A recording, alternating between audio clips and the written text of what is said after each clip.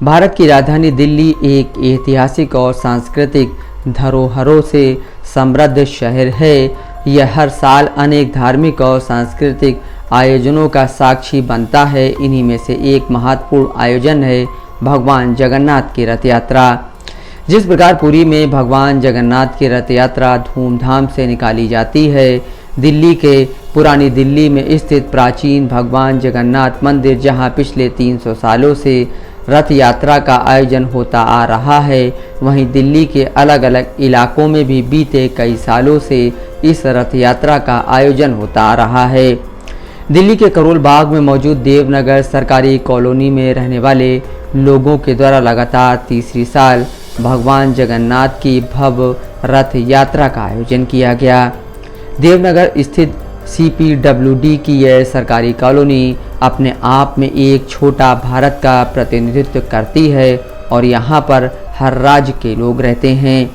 हिंदुस्तान के उड़ीसा से संबंध रखने वाले उड़िया समाज के लोगों के संगठित प्रयासों और वर्तमान RWA के पदाधिकारी के सहयोग तथा देवनगर के रहने वाले सभी सरकारी आवंटियों के सौजन्य से इस प्रसिद्ध रथ यात्रा का आयोजन हुआ, जिसमें 4000 से भी अधिक श्रद्धालुओं ने भक्ति रस में सराबोर होते हुए प्रभु जगन्नाथ का आशीर्वाद प्राप्त किया।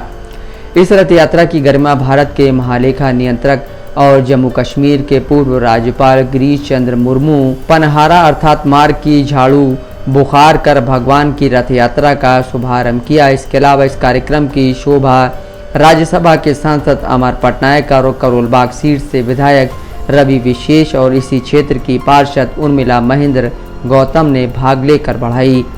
9 दिन चलने वाली इस दिव्य उत्सव की शुरुआत 9 जुलाई को हुई। इसका समापन 15 जुलाई को होगा और इस अवधि के दौरान पूरी श्रद्धा भाव और भक्ति भाव के साथ बहुधा यात्रा के साथ साथ सभी सनातन चरणों के साथ संपन्न होगा।